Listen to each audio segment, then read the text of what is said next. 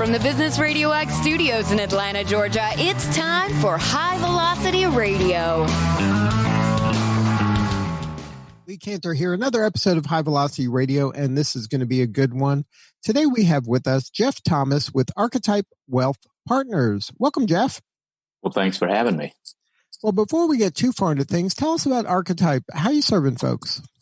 Well, we are what's called in the industry a breakaway firm from one of the large wirehouses. We spent 25 years at the biggest firms on Wall Street, and we just had an idea about how to serve clients in the wealth management business in a deeper, hopefully more meaningful way, and felt led to start our own company about 3.5 years ago called Archetype Wealth Partners. So what was your vision? How did you want to differentiate yourself? Yeah, and we'll probably get into this later. I actually wrote a book about this journey of ours called Trading Up. And but the genesis of it was, I was a pastor's kid growing up. My dad was a business guy who was an engineer, MBA, and went back to seminary in his late 20s and became a pastor. And I kind of had this vision that, if you're really going to serve people kind of in a Christian capacity, well, you do that by working at the church or be a missionary or something like that. But I didn't feel called to do those professions. And so I thought, well, I guess the rest of us, I always identified with my parents' business friends. But, well, I'll go into business and maybe go to church on Sunday, and we'll just support the people that do the heavy lifting. And so for a long time, about 15 years, I just put my head down, and I was a CPA with a big public accounting firm, Arthur Anderson. For those that have been around a long time, remember that firm.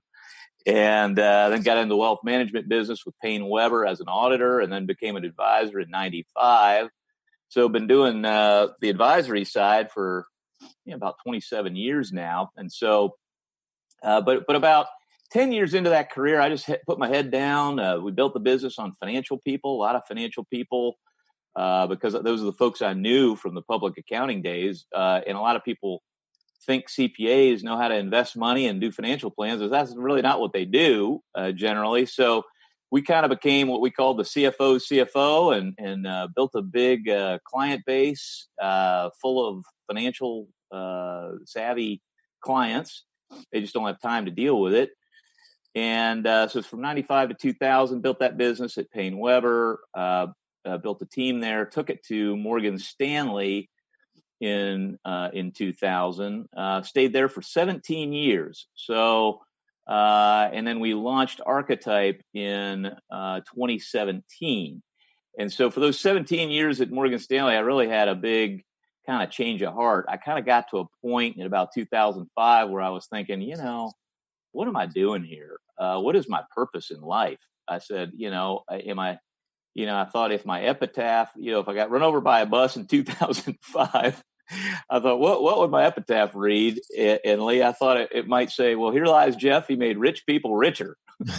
And that's not exactly, I didn't know, Lee, what I was going for, but I was pretty sure that wasn't it, And so really, I was looking for my purpose, really. And I kind of I really just ended up turning to kind of the faith of my youth. And my father had a doctorate in this stuff, and I felt like I had a second grader's knowledge of the Bible. So really, I just started doing Bible study and a little thing called Bible Study Fellowship. It's you get together with a little small group once a week on a Monday night, and you do a little reading during the week. And anyway, I'd get together, and man, through that process, God just really revealed to me that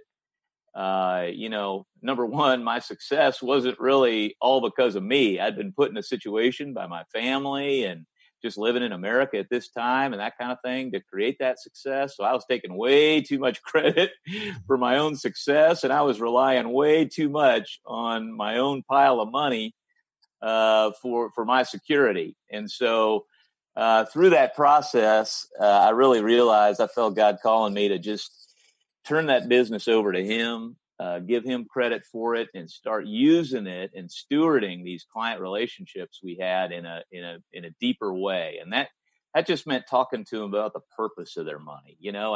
And I don't think we were preaching anything negative. We were just building financial plans and investing the money, but kind of by default, we were sort of saying, well, look, if you get X amount of money, then you're fine. Well, if God wants to take it, he can take it. So we just started having conversations about, hey, what's this thing really for? What is the purpose of it? Let's start using your money to kind of fuel your purpose, not to be the be all end all. And that really revolutionized our business. We started dealing more with business owners, who were stewarding a company. And so kind of shifted from all those financial people into those folks. And finally, in about 2016, about a year before we launched Archetype, I really felt like God was leading us to start our own firm. There's a lot of conflicts of interest at the big firms. And heck, even most of the advisors that work there don't know that.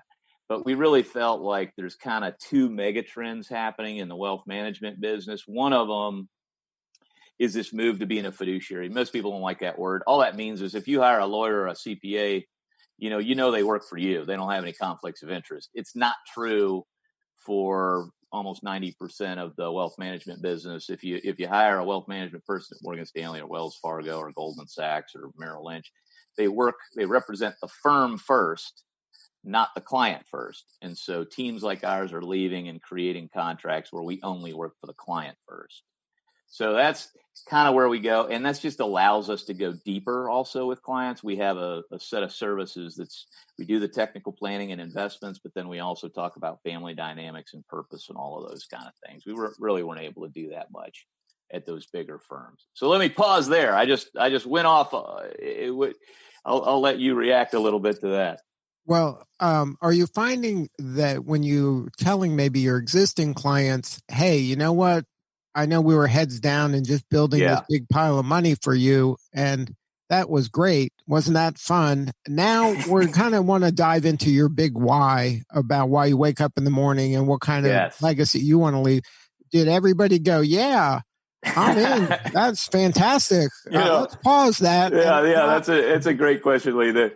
I actually told our branch manager before we launched our company, when I sort of got this calling, if you will, to really have deeper conversations, I said exactly that, Lee. I go, well, this might be a total disaster from a business standpoint. I'm going to walk in and start telling all our clients their money's not their money.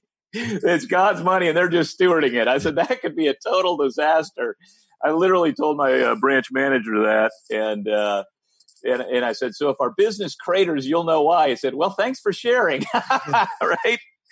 And anyway, Lee, the reaction has really been great. Everybody's kind of on a spectrum. I mean, I think we all at some point in life, there's that sort of Maslow's hierarchy of needs, right? I mean, you got to have food and shelter at the bottom, but at the top, you want self-actualization. And we believe at Archetype that really comes from understanding God's purpose and just being all in on what that is. And so, we get clients all along the spectrum. We really deal with these business owners, kind of 10 million plus, having liquidity events that want to be generous. That's kind of our number one niche. But we'll start with them when they've got $200,000. And so sometimes they're 28 years old. Sometimes they're 68 years old and selling the company. So everybody's kind of different age and stage, and some of them are still kind of where I was. I've got a lot of empathy for those young folks, just have their head down, building it, and they're just trying to raise the kids and get through the next month and COVID and everything else that's going on with their businesses. So, they're not always ready to talk about exactly what their purpose is and all of that kind of stuff. So we've got a toolbox, and we really start with the financial plan and the investments with everybody. We know that's what most people come to us for, is to get organized and get their investments in good shape. And then we just like to kind of earn the right to be heard over time and just be in relationship with those folks. Our advisors have great, deep relationships with folks. And then just have those conversations as appropriate over the life of those client relationships. But often that's decades. So right. Well, and this is something you kind of experienced firsthand. Yeah. Just because the message is there, you may not be ready to hear it. Well said. So you got to kind of keep reminding people of the message, and when they're ready, they'll hear it. Yeah, and the way I always say it, Lee, is we're just one beggar showing another beggar where they got a little bread. We're not trying to dictate what anybody should be feeling or doing or anything like that. We kind of think of ourselves, our advisors, we're the guide and the client's the hero. If you think of it like a story or a movie, and so we've really got pretty high capacity clients that really have amazing God-given talents. And we're just kind of coming alongside them as the money people, really trying to be their ally in the financial space, kind of an outsourced family office kind of person. And you just want to walk it out with them, right? So we've got the technical expertise in the financial area, but we want to be like-minded and just point them in the right direction when they ask for it and are ready for it. So what's your father think of this transformation? Well, unfortunately, he passed away when I became an advisor in 95. And the way I think about it is, growing up, I always thought, man, being a pastor is a tough gig. My dad worked a ton. He actually because he had that business background, he wrote his doctoral thesis on how to run the church more efficiently with using business principles. So he kind of became Mr. Fix-It for the Presbyterian Church. And I think it's ironic because I didn't ever feel called to work for the church. But, my dad brought business principles to the church. And I feel like I'm bringing church principles to business. So it's sort of weird, like all those young people out there that don't want to end up like their parents. Sometimes you just do, and I'm fortunate. I kind of hit the lottery on fathers, so I just really admired my dad a lot, and I know he's looking down and probably enjoying this ride with me. So now, when you decided to make this pivot and focus, at least as much on the why as the money part of of things with your clients, were financial advisors or other team members, were they kind of on board with that, or did you lose some and you gain some? That's such a good question, Lee. I'll tell you a little story. In 2010, one of my mentors is a guy named Ron Blue. He's written a bunch of books, nearly 20 books on kind of the Bible and money. Okay. And he's in his 70s, and he started an organization called Kingdom Advisors. And it's a nonprofit for any advisors out there that kind of want to implement biblical wisdom into their practice. It's a great organization to learn about those principles and how to do that. Well, he became a mentor of mine. He asked me to be a coach for the Kingdom Advisor coaching program. And we would fly, about 50 advisors would fly to Atlanta once a quarter, kind of one of these noon to noon conferences. Well, I said, back then I said, hey, Ron, I'm as much a player as I am a coach. Would you kind of disciple, mentor me in the mornings, and then we'll go coach these other folks?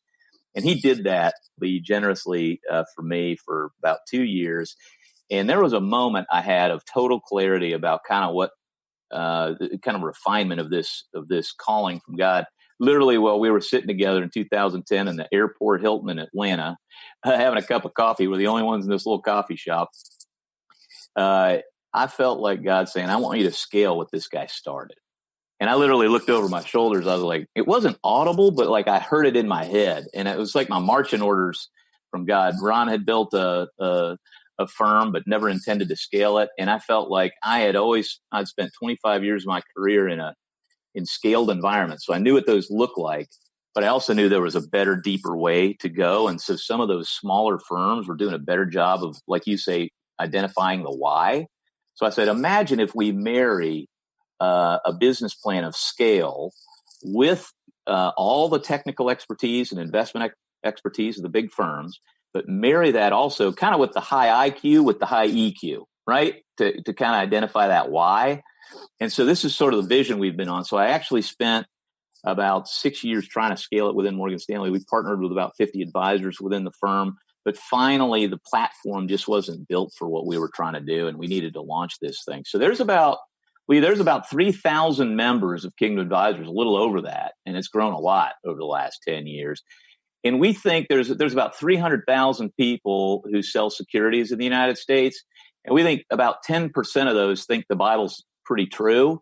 So there's probably 30,000 advisors that should hear about what Archetype does. And those are the ones we're kind of interested in. If they really want to do really good planning and investments, very good, what we call left brain technical planning, the way the big firms teach it, but then marry that with kind of the high EQ going deeper with families.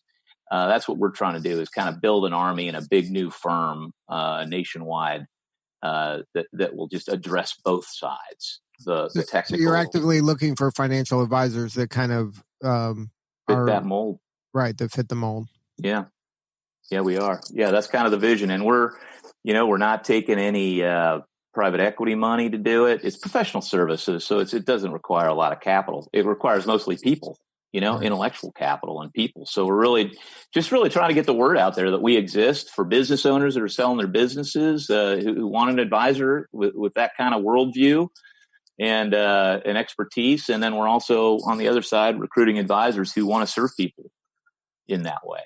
Now, when you're talking to a person that is trusting you with their wealth, mm-hmm. and you're kind of explaining this, let's think in terms of why, let's think in terms of legacy, mm-hmm. and kind of what kind of dent do you want to make in the universe? What are some of the kind of the practical ways that comes into fruition? So like, what are some of the things that people pick and say, okay, I want to start a nonprofit, or I want to support this group? Or how do you kind of help them at first even identify what that path is? And then do you help them execute and kind of make that into a reality? Yeah, that's a great question, Lee. If we just went on the street and picked 100 people off the street and asked them, what's your purpose? Probably maybe one of them could answer that succinctly, And I've been very fortunate to have lots of mentors in my life that have kind of helped me do that. And so just as an example, and this is kind of what the Trading Up book that I wrote, Moving from Success to Significance on Wall Street, is about. It's sort of my journey of figuring out my calling. And so, like I said, we're just kind of one beggar showing another beggar where they got food in the process. And I read a book called Halftime that was very helpful to me. And Bob Buford wrote that book many years ago. He's no longer with us, but he's upstairs watching also. And he talked about selling his company and then figuring out something to do to kind of give back.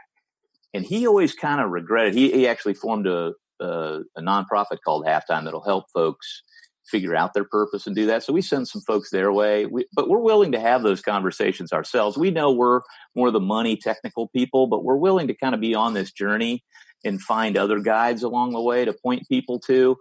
But, my calling is to help high capacity families uncover their God-given purpose and give them oxygen to live it out. So we're really a company full of people with that calling.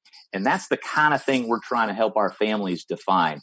One of the questions we'll ask them is, what breaks your heart? I think of a lady, as soon as I say that, I think of a client of ours who what breaks her heart is human trafficking, and our company's based in Houston, Texas. Unfortunately, this is one of the hubs for that because we're so close to the border. And so her purpose is really to expose that and expunge that. Okay. I'll be on a call later with some friends with a friend that founded Hope International. It's a Christian microfinance company that helps entrepreneurs in third world countries get financing and become entrepreneurs. Everybody has something in them that breaks their heart, a purpose in life. And I would say we've got 12 principles as a firm. We don't have time to get into them all. But one of the things we talk about is legacy now. Legacy, we believe, is not something that you leave when you die. We think it's something that you build during life. So it's, Bob Buford, who wrote Halftime, always was a little bit sad that people interpreted that, your first half of your career is maybe about success, and the back half is about significance. He would argue, and we would argue that all of it should be about significance. So thinking about your legacy now, what can you do to be giving to your community, to your family, including your family in giving back to the community? How do you do that? How do you do that within your company? How do you do that with your employees? How do you include your customers in all of that? So just thinking holistically about identifying this purpose and then including everybody you've got influence with along the way. So let's enjoy it. One of the things that my mentor Ron Blue always says is, give it while you're living, so you're knowing where it's going. Right? So do it while you're alive. It's no fun to give away money when you're dead. It's way more fun to do it while you're alive. Right. But I think that some people have a fear like they need the money, so they don't want to risk it. So they're afraid to take that step to kind of live into that legacy now. Yeah. And it's not all about money. One of the things we talk about is, there are different kinds of capital, right? If you're going to leave a legacy, yeah, there's financial capital, but there's also intellectual capital, right? I mean, sending your kids or grandkids to college, perhaps. There's spiritual capital. What do you teach them about the spiritual realm and eternity and God and Jesus and those kind of things? So there are there's relational capital. A lot of people can help their families and friends, get employment, build good relationships, all these kind of things. And frankly, if you had to bankrupt one of those, most people, when we talk to them, they go, well, the money's less important than all these other kinds of capital. So even if you don't have a lot of money to give away and you need most of that to live on, number one, we would suggest, giving a little bit away, just even a tithe, a 10%, something like that. Even if you don't think you can afford it, it's amazing how God can use that. But even if that's all you do and you never do any more than that, all these other capitals are way more important. God's given you a lot more gifts than just the money to benefit the world and those around you.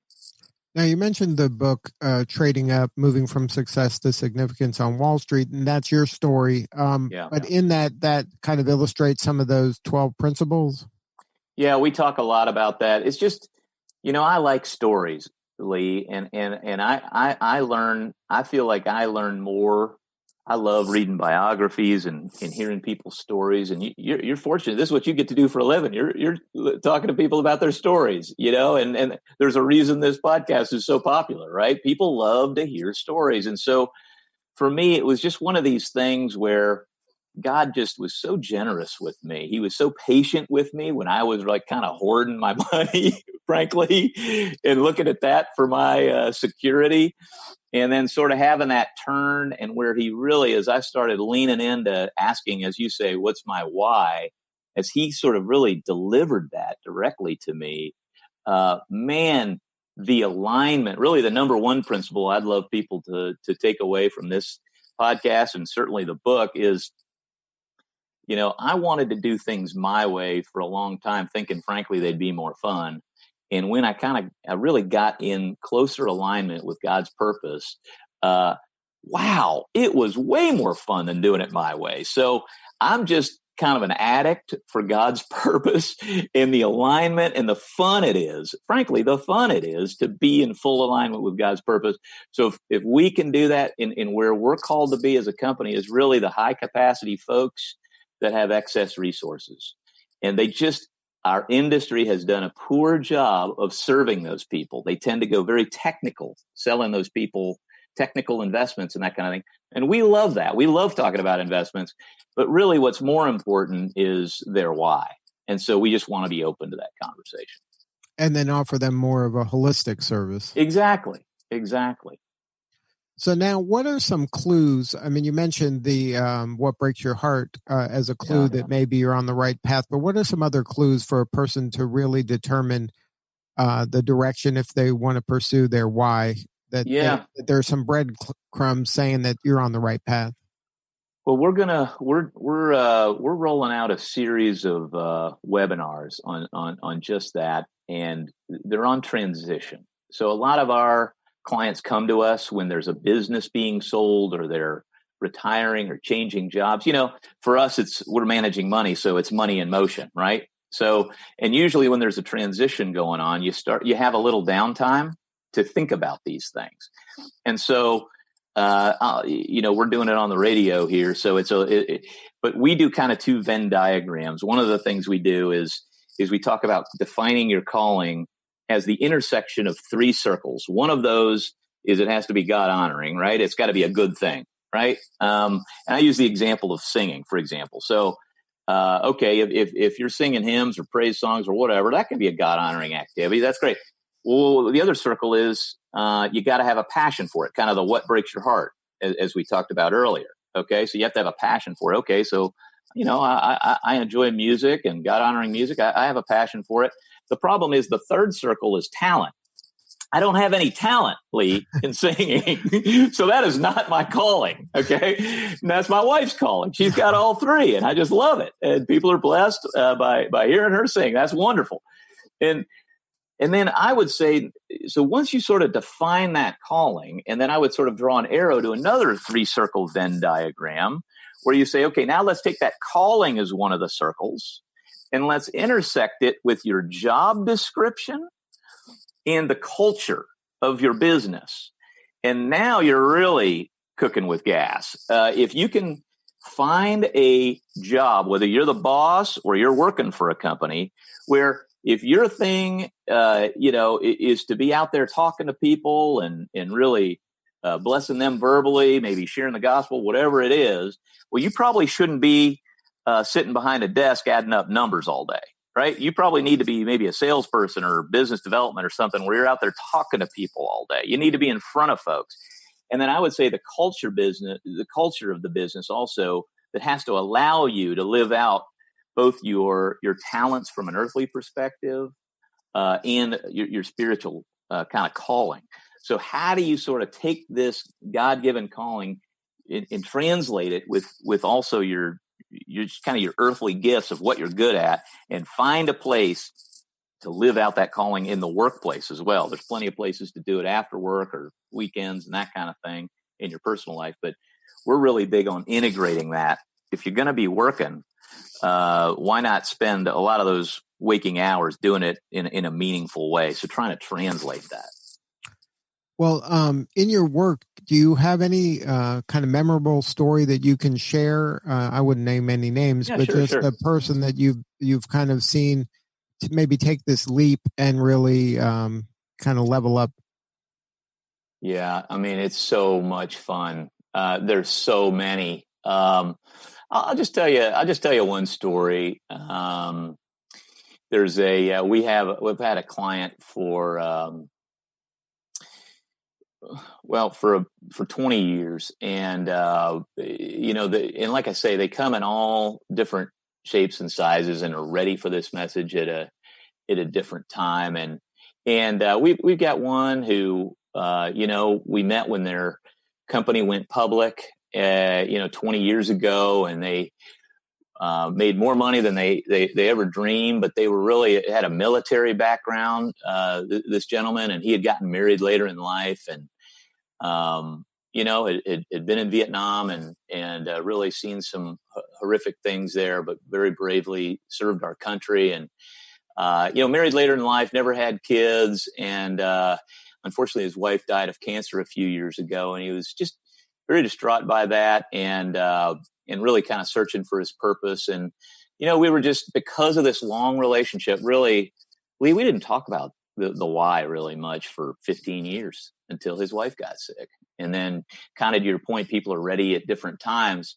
We just started talking about, what could he do from a legacy perspective and why has God put him through these kind of things? And, he really accepted Christ for the first time at my, in my office. We were just talking about these things, and the tragic loss of his wife led to him being open to talk about these things. And it's led to a legacy discussion for lots of his extended family and nieces and nephews and college for them and all kinds of things. So it doesn't always have to be a big external thing Sometimes it's an internal transformation of kind of connecting with, why God made you, and then what can you do to bless other people. We've got all kinds of folks that run different companies. We've got people that run shipping companies and this guy is an amazing evangelist, and he puts evangelistic signs on the sides of his trucks. We've got a client who runs a chicken company, and when the PETA protesters come, he serves them fresh water. It's just incredible to watch. God's just been so generous to us to bring us all of these business owners and high capacity folks to just walk alongside and point things out that we hope are pointing them in the right direction. Well, Jeff, if somebody wants to get a hold of the book, or maybe they're an advisor that wants to learn more about your firm, or maybe they're a business owner that has that wealth in motion that wants to talk to you and feels the calling to do that, what's the best website? Thank you.